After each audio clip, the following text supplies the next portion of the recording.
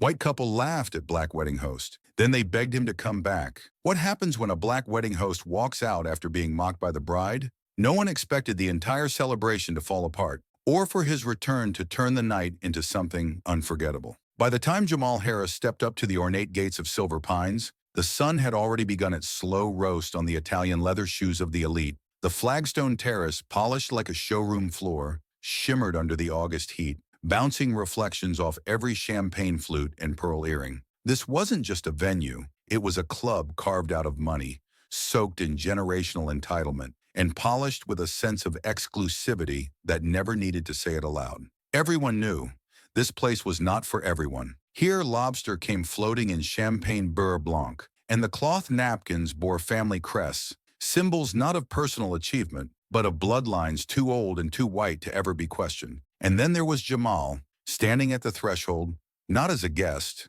not as staff, and not as the security, though Lord knows most of the black men on site wore earpieces and blended into corners. He arrived with a mic in hand, shoulders back, eyes steady. He was the host, the voice, the pulse, the one hired to give the evening rhythm, heart, and just enough soul to keep the carefully controlled elegance from slipping into lifeless rigidity. He wore a deep navy suit, clean, tailored, not flashy, but purposeful, the kind of fit that made folks double take, not because it screamed money, but because it whispered control. His hair was tight, his smile practiced but not fake, and his voice, smooth like that after-hours pour of bourbon, warm, steady, with a hint of burn if you listened too close. He stepped to the mic center of the terrace and began. Good evening, ladies and gentlemen. Tonight you are not just witnesses to love, you are part of something historic. Because where there is love, there is hope. And let me tell you, these two have got themselves a whole lot of both. Laughter, polite claps, that ripple of audible approval only someone with real timing could stir from a crowd this tight-lipped. He had them. He always had them. The way a seasoned jazz pianist has the room after the first clean chord. Jamal moved through his opener like water, gliding from introduction to charm to perfectly timed tease. He compared the groom, a tall, freckled finance guy from Connecticut, to a TV heartthrob, a character from a network show. The joke landed, but just as the room was warming, something cold twisted through the air. A stifled giggle, low and sharp, like glass underfoot. He heard it. Over the clink of forks and fizz of champagne, he heard it. "Oh, Lord, he thinks he's Oprah Winfrey at our white wedding," said a voice. It wasn't quiet, it was Lori Lawson, the bride, in her ivory designer gown,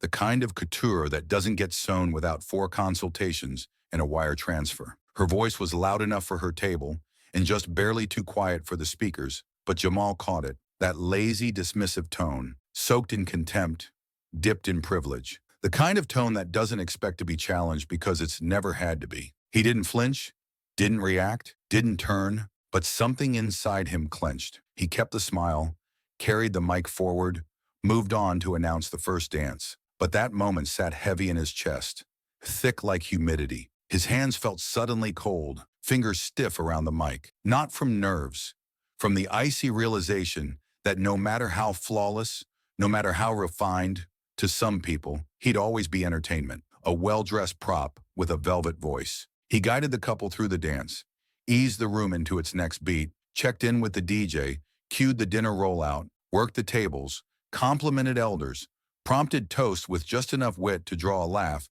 without stealing the spotlight. On the surface, smooth, controlled. Inside, a storm. That comment, that laugh, the audacity of being both relied on and ridiculed in the same breath. He'd seen it before. Polite racism wrapped in compliments. Institutional arrogance that called itself tradition. But that voice, from the bride herself, it cut. Then the manager approached. Thin white man, stiff collar, nervous forehead, the kind of guy who wore neutrality like cologne. "Mr. Harris," he whispered, leaning in. "The couple's asked if you might take a short break. They feel perhaps things are getting a little centered around you. Just 40 minutes or so?" Jamal stared at him, not shocked, just done. Take a break, the host, the glue, the pulse of the night, being asked to go sit quietly while the ones who hired him try to reclaim attention they never had in the first place. This wasn't a request, it was a calculated silencing. He'd lit the room too well, gave it too much joy, too much honesty, made it too real. 2, alive. And in that club, alive was dangerous. He nodded, took out his earpiece, set the mic gently on the DJ booth, walked through the crowd like a man who understood exactly how much dignity costs and chose not to sell it. Whispers followed in his wake. Where's he going? Is he okay? Sheesh, he didn't even finish the intros. Lori, watching his exit, smirked to her bridesmaids and said, "Finally, it's quieter. That black humor was a bit much, if you know what I mean." Jamal heard none of it. He didn't need to. The room had already spoken. Outside, the air was thick, heavy like a weighted blanket with no comfort. He sat in his car, engine off, just staring at the windshield. You let him take the night from you again, he thought. You became the background again. You let him shrink you. He remembered his grandmother, Miss Althea Harris of Memphis, Tennessee, who ran the church choir with the fire of a preacher and the patience of a saint. She'd always said, "Wendy, baby, if you walk in a room and it gets brighter, don't let nobody tell you you're blocking the light. They're just scared of how much you shine." Meanwhile, inside, in collapse, first came the toast. Aimless, disjointed, awkward attempts from uncles and coworkers trying to be funny without a guide. One uncle, half drunk, mumbled something about family bonds, stuttered through a punchline, and dropped his wine glass. It shattered. The room flinched. Then the DJ, lost without cues, played a playlist that bounced from early 2000s pop to songs with lyrics that had no business at a wedding. Guests exchanged looks. The mood thinned. Laughter turned to silence. The celebration became uncomfortable. Then panic. "Where's the cake?" Lori's mother screeched. "The bakers won't bring it until the formal announcement," replied the event coordinator. "Well, who's announcing it?" The pause was fatal. Jamal was. He left. Lori stood up, now pale, really pale. The realization hit hard and fast. She looked around at a wedding collapsing in slow motion. "Get him back, now!" "He's not answering," the coordinator replied, phone in hand. Bradley, the groom, clenched his fists. "This is a disaster." Somewhere between the bland canapes and the lifeless toasts, the soul of the wedding of the year quietly cracked, and not with a bang. No, that would have at least been dramatic. It was subtler than that, a slow leak, like air escaping a tire you didn't even know was punctured. The truth was brutal. Without Jamal, the event began unraveling faster than a knockoff tuxedo under a ballroom chandelier. Everything that once pulsed with rhythm, humor, and electricity now wilted in place, like someone had yanked the battery out of the celebration's heart, and all that was left was silence struggling not to choke. No one knew what to do. No one knew when. No one knew why. The wedding coordinator, a woman in crisp beige linen and a headset now tilted awkwardly off one ear, darted from table to table like a rookie quarterback with no game plan. Her face screamed panic, not just for her job, but for her sanity. The DJ fumbled through playlists, his finger scrolling like a man looking for a reset button on life itself. None came. The mother of the bride, once composed and smug, clutched a Prosecco flute like it was morphine, sipping too fast to care that her lipstick left streaks up the glass stem. And at the center table, the Titanic of this sinking affair, sat Lori, the bride, draped in a gown that probably cost more than Jamal's car, looking like a queen without a throne. Her eyes darted across the room in search of someone, anyone, to blame. But there was no one to scold, no one left to fix it, because the one person who could had already left the building. "Find him," she hissed to the coordinator, her tone now a mix of desperation and entitlement, like a child whose toy had wandered off mid-playdate. "We don't know where he went," the coordinator stammered. "His phone's off. I messaged Brenda, his booking agent." "I don't care about his agent," Bradley barked, shooting up from his seat like a jack-in-the-box in a Navy tux. "He needs to come back. We paid for this." And then, like divine punctuation, from the fourth row came a voice no one expected to hear. It was Mrs. Grace Anderson, a silver-haired matriarch in a sapphire dress older than most bridesmaids in the room, with earrings dulled by time, and a poise that carried more weight than the groom's entire groomsmen lineup. She stood slowly, placed her fork down with ceremony, and stared Bradley down like she was reading him a verse he wasn't ready for. "Paid for it?" she said, her voice sharp as gospel. "Child, you ain't got the faintest idea what you paid for. You bought light, and you turned it off." Silence. Not the soft kind, the kind that fell like a curtain of bricks. Hard, cold, final. She didn't sit yet.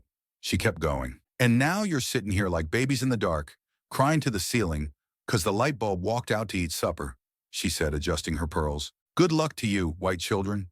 You let it all go to waste." Then she sat, smooth, regal, like she'd just signed off a sermon. Nobody moved. 10 minutes down the road, Jamal sat at a small corner table in Harper's Cup, a coffee shop that smelled like cinnamon and relief. He hadn't ordered food, just a double espresso, no cream, no sugar, bitter like the night, but honest, like his work. His phone lit up. First text from Brenda. They're panicking. 3 minutes later, Lori's crying. The coordinator is begging. Guests are demanding you return. And then, they don't deserve you. But others in that room? They do. Come back. Not for them. For the people who came for joy. He read the words slowly. His fingers didn't shake from fear.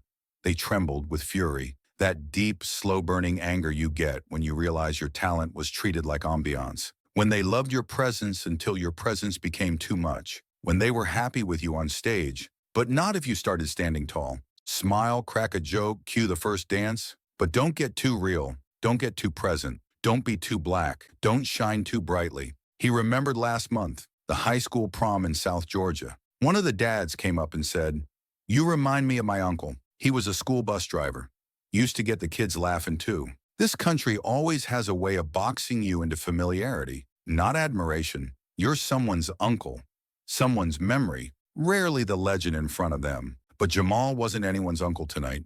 He was gravity. And when he walked out, the room floated into chaos. He opened Instagram. The video of his exit had already gone viral. Caption, "When the host leaves and the party dies." Comments, "Jamal, come back. You were the wedding. Man, I'd hire him just to read bedtime stories." The charisma. Those rich folks didn't know what they had until he was gone. And suddenly the anger began to melt, not into forgiveness, but into pride. That thick, uncompromising pride born from knowing your worth isn't up for negotiation. He remembered what his father once told him. Never go back to a place that tried to erase you, unless you're walking in to remind them you can't be removed. And he stood up. He didn't drive back to beg. He drove back to make a statement. Not just to Lori, not just to Bradley, but to every soul in that room who'd looked down on him while leaning on his magic. Back at Silver Pines, the DJ nearly dropped his headphones when Jamal appeared in the entryway. People froze. Forks paused midair. Heads turned, like he'd returned from the dead. Lori jumped up, her face now somewhere between regret and horror. She rushed forward, stumbling through her emotions, like a novice on heels too high for her conviction. "Jamal, she faltered. "Please, we didn't mean to. You know how weddings are." He looked at her, stone still. His face didn't betray rage or pity, just clarity. "I'm not here for you," he said, his voice as smooth as ever. "I'm here for the people who came to celebrate love, not to buy someone's shadow. I'm here for those who clapped, not those who mocked. For those who saw the celebration, not just the spectacle." Someone in the back yelled, "Say that, brother!" Applause started, soft at first. Then it caught rhythm. It became thunder. It became acknowledgement. Jamal stepped back up to the mic. He didn't make a speech. He didn't need to. He looked at the DJ and said, "Let's go. We've got a night to save, and I'm not wasting another minute on someone else's foolishness." The music hit, and just like that, the lights came back on. Jamal didn't just come back. He stepped through the marble doors of Silver Pines like a general reclaiming the battlefield, not with fury or vengeance, but with the unmistakable calm of someone who's seen worse, endured more, and knows exactly who he is. This wasn't about pride anymore. This was about dignity, the kind you carry in your spine when the room forgets your worth, but you show up anyway. Not to prove a point, but to finish what only you could have started. As he lifted the microphone again, something happened. Not a cheer, not applause, but a shift, a pulse. The club, moments ago a dysfunctional carousel of dropped napkins, awkward glances and broken pacing, inhaled deeply, like a crowd that had finally remembered how to breathe. The guests, who had been flailing in a sea of confusion, felt a stillness. The kind of stillness a child feels when they finally find their father's face in a crowded train station. But Jamal didn't begin with charm. There was no joke about the overcooked filet mignon, no light jab at the groom's hair, no flirtation tossed toward the bride's great-aunt in row 2. No, he began with something else entirely, something pure, something no one expected to hear in a venue like this. "Every night I take this mic, I don't do it for claps. I don't do it for Instagram reels or stories people will post and forget by morning. I do it because I believe that love, real love, ain't entertainment. It's music, and not the kind you dance to. the kind you listen for. And tonight, I'm here for that music, for those who came to feel something honest, not just stage a memory for the internet. At first, a smattering of applause came from somewhere near the back, then another, and then the whole room joined in, hesitant at first, then full-throated, not because they felt guilty, not because they understood, but because for the first time that night, someone had spoken a truth that didn't hide behind a bow tie. And Lori, she sat still, a smile frozen on her lips like a mannequin missing a hinge. Her eyes didn't blink. Her hands clutched the edge of the tablecloth. She was no longer the star. She was a guest in someone else's show. Bradley sat next to her like he'd been unplugged. Shoulders slumped, hands slack. They both knew it. This night wasn't theirs anymore. It belonged to Jamal. Because he had done the unthinkable, he'd resurrected something they had buried in vanity. Jamal turned to the bride's parents, who sat stiff and stunned like relics from another time. "And now, with your blessing," he said, smooth as velvet, "a toast from the parents of the bride. And if your taste in speeches is half as sharp as your daughter's taste in men, this room might just rise to its feet." The bride's father stood, gray-haired, wiry, with a face carved by time, and a life lived in rooms where men like Jamal rarely had mics, let alone permission to command. He cleared his throat. "Young man," he said, voice trembling only slightly, "I was wrong. When you left, I thought, he's just the host. We'll manage. But then I watched this room collapse, not in noise, in spirit. You weren't just holding the mic, you were holding the room. And without you, well, we all saw what happened." He looked Jamal in the eyes and nodded. "Thank you for coming back. We didn't earn it, but you came anyway." The elders in the room stood and clapped, one by one. The kind of standing ovation that isn't about celebration, but recognition. The younger guests followed, slower, unsure, but even they couldn't deny what had happened. Jamal didn't bow. He didn't bask. He simply nodded. He knew what that moment meant. That applause wasn't praise, it was acknowledgement, and that made it precious. For the next 2 hours, he ran the event like he'd never left. His timing, impeccable. His humor, sharper than before. But there was a difference now. Every line, every joke, every pause came laced with an unspoken reminder. You tried to remove me, and without me, you had nothing. Then came the moment of the cake, the one that had sat awkwardly backstage, slowly melting under the weight of confusion and poor timing. "And now," Jamal said with a spark in his eye, "the moment you've all been waiting for. No, not the bouquet toss, not Uncle Barry's dance routine, although we all know it's coming. I'm talking about the cake, layers of vanilla, strawberry, and, let's be honest, a pinch of pretense." The laughter wasn't forced this time. It rolled through the room, light and freeing. He held Lori's gaze when he said it, not to shame her, not to humiliate, but with the calm, unmoved power of someone who had learned long ago. "You don't have to raise your voice when you already hold the room." She looked down. As the cake was wheeled out, the coordinator, now slightly more human-looking, slid beside Jamal and whispered, "You just saved this night. They almost went with some TikTok kid, you know. Thank God you took the booking." Jamal smirked. "TikTok?" He chuckled. "If I hosted weddings on TikTok, their Wi-Fi would have caught fire by now." Then he turned to the DJ. "Cue the James Brown. We're doing this next part like it's supposed to be done. No choreography, no scripts, just soul." The dance floor opened, and this time nobody cared about appearances. Heels came off. Ties were loosened. For once, the servers smiled as much as the guests.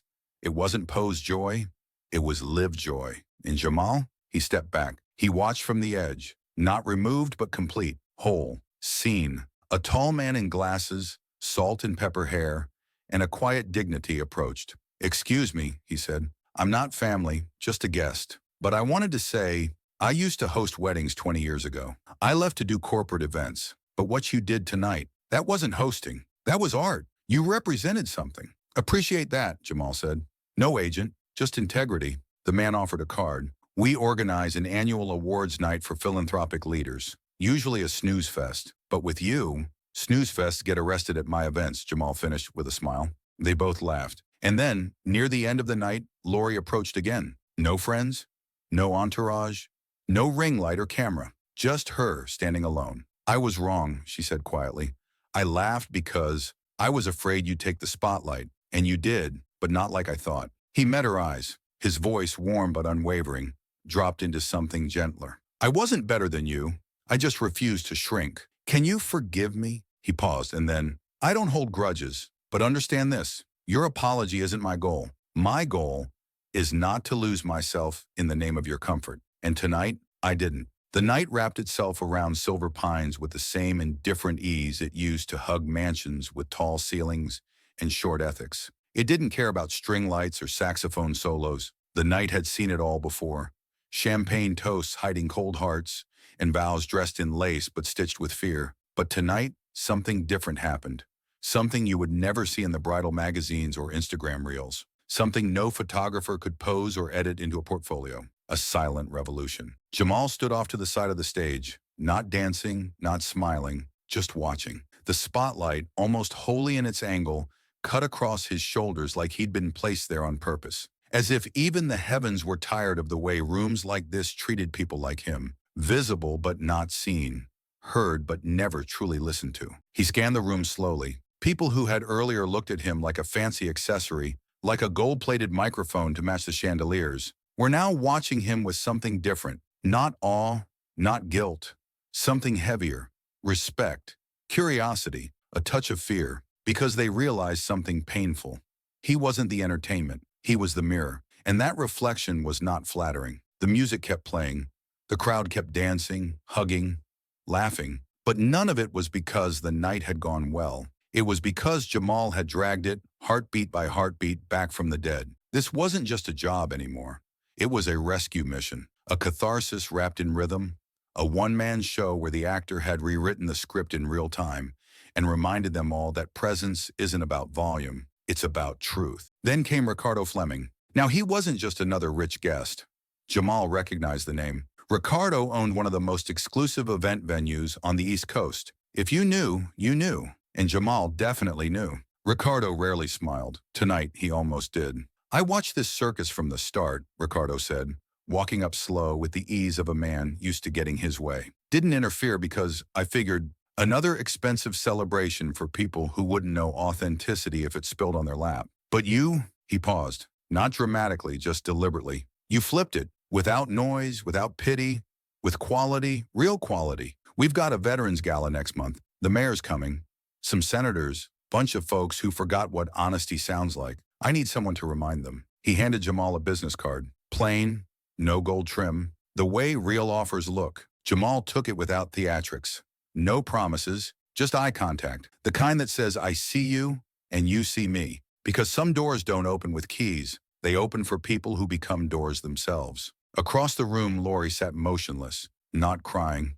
Worse, she was quiet. That specific kind of quiet that settles over someone who realizes the room is no longer orbiting them. That all the light, the laughter, the center of gravity had shifted to the man she once mocked behind a cocktail napkin. Bradley? He disappeared toward the back, phone glued to his ear, probably dialing up PR damage control. The party wasn't a headline anymore.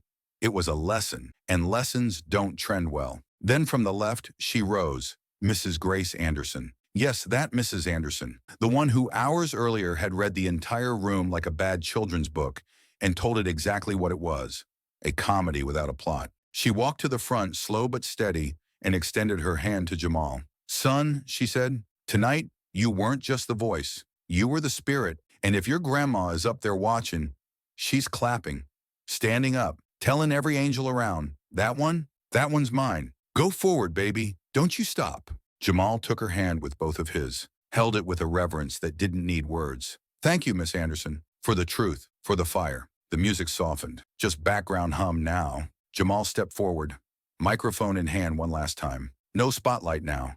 Just his voice, steady and unbothered. Ladies and gentlemen, he began, not loud, not sharp, but with the kind of tone that fills a room without needing to raise itself. Tonight you saw how quick a celebration can fall apart when one man walks away. Not because he was the star, but because he was alive in a room of dead rules. That wasn't my victory. That was your reminder. He scanned the faces. Some dropped their gaze, some held it. Don't mistake professionalism for obedience. Don't mistake confidence for threat. And never, I repeat, never, confuse respect with decoration. Silence, not awkward silence, sacred silence. Then the applause came, first from the older tables, then the rest followed. And it was not the polite kind. It was the kind that breaks you open. That says, we saw, we heard, we learned. He handed the mic to the DJ. grabbed his blazer, slipped it on like armor, and turned toward the exit. But before he could make it out, the coordinator rushed up. "Jamal, please, just one more dance. The guests, they'd love if you could close it out." He stopped, turned gently, and said with the calm of a man who had already delivered more than enough, "My work is done. If they didn't learn how to dance in these last 2 hours, they'll never learn. I gave them the beat. What they do with it, that's on them." He stepped outside. The parking lot shimmered under cold moonlight. Luxury cars lined up like museum pieces, polished, expensive, lifeless. His old Toyota sat in the corner, reliable and unfazed. He got in, started the engine, paused for a second. Did he regret walking away? Not for a minute. His phone buzzed, a voice message from his mother. He pressed play. "Son, if tonight you were who I always knew you were, then you've already won. Your words weren't just words, they were a sermon. And let every single one of those folks who once looked down on you remember, you left standing tall, and you never bowed your head." He replayed it once, twice, then just sat there. His heartbeat was steady. No bitterness, no anger. Just that rarest of feelings in this world, completion. Because real victory doesn't always come with trophies or articles or standing ovations. Sometimes real victory is just this. You walked into a room full of people who thought they were above you, and you left, still fully yourself, still whole, still